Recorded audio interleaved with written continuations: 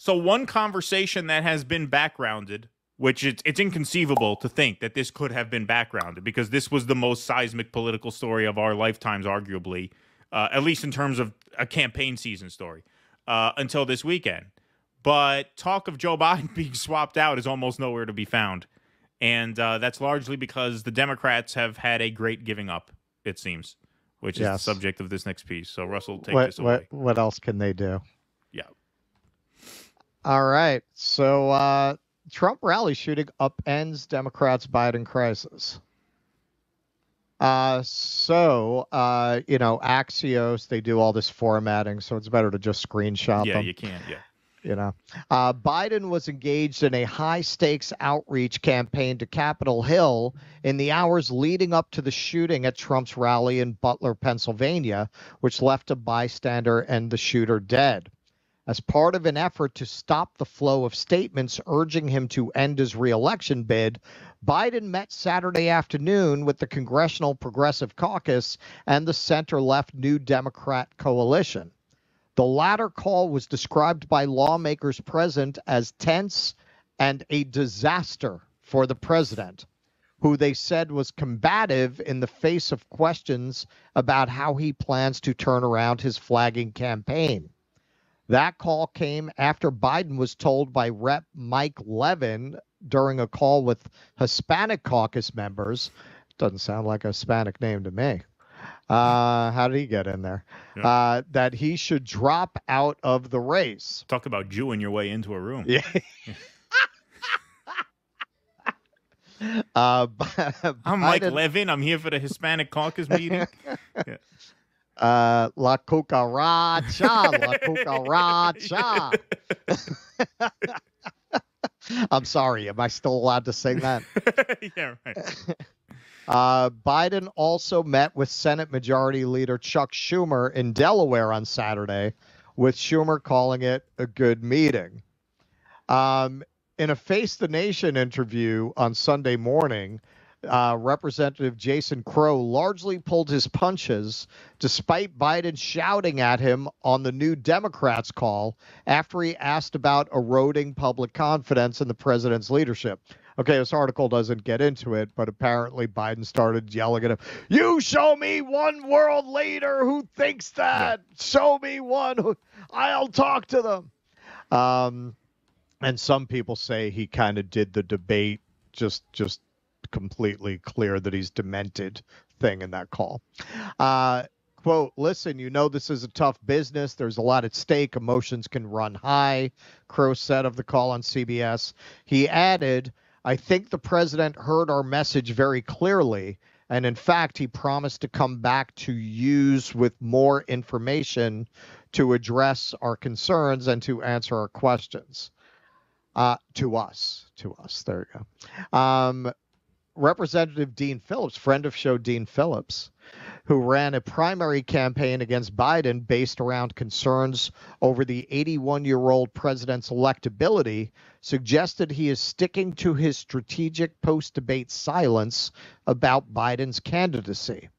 Quote, "An American is dead, a former president and others are wounded, and a shell-shocked country is left wondering how to restore reason and respect," Phillips told Axios in a statement. Yeah, that is two-faced politician speak for it's just not worth doing anything right now. It's just not worth it. He's going to win anyway. Right. Why bother? A second senior House Democrat told Axios that the Trump shooting has taken some of the heat off because it would, quote, "be bad form to make any statements against President Biden." Another Biden skeptical Democrat, asked about lingering questions around the president's candidacy, told Axios, "I don't think that's the focus right now."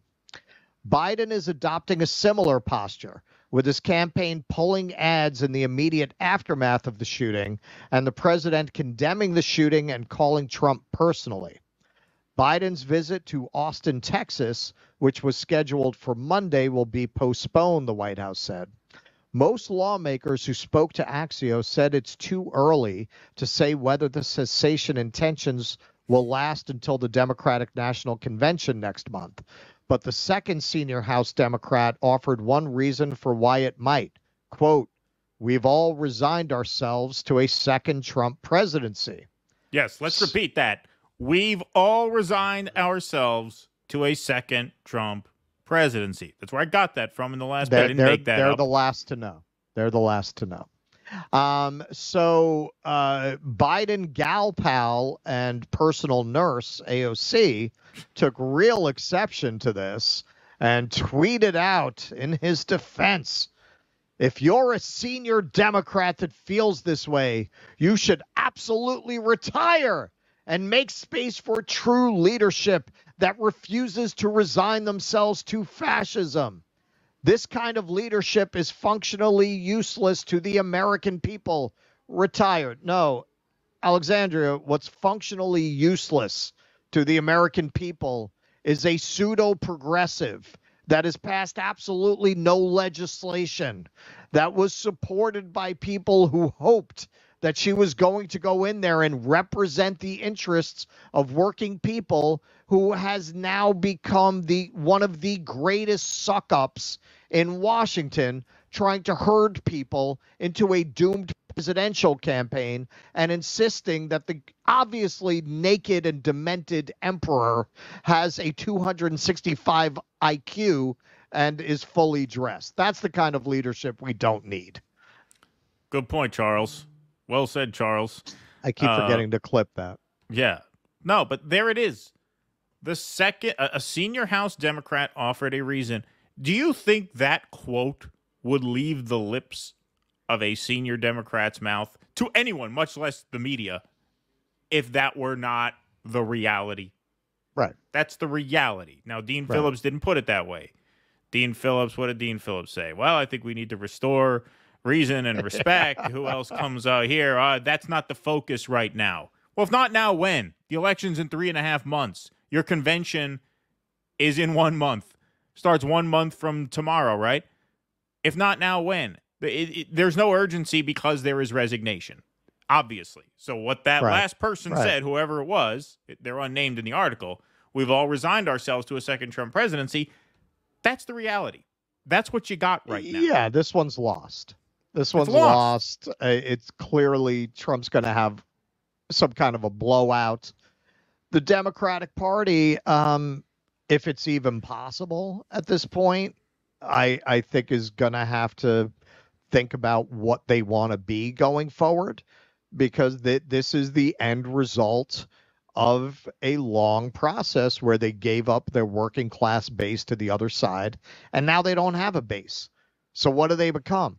If the Republicans steal economics from the Democrats, what do you have left? Kids at drag shows? Like, what are you advocating at that point? Porn in schools? Like World War III? What World War III? Yeah, that's it. This would have happened in 2020 were it not for the pandemic. It would have happened in 2022 were it not for Dobbs. And it's happening now. It's happening now. It's the end of the line. It's the end of the line. They've got nothing left. Literally nothing left. They have a candidate they don't even like. If you had Newsom in the race, right, he'd probably be done for after this weekend. But you don't. You have a guy who going into this weekend, you had a guy who you didn't even want. You wanted to get him out of the race. Now, forget it. Forget it. Keaton, don't get ahead of yourself. This is going to be decided at the battle box. Yeah, the battle box. That's right. See you at the battle box. Please clap.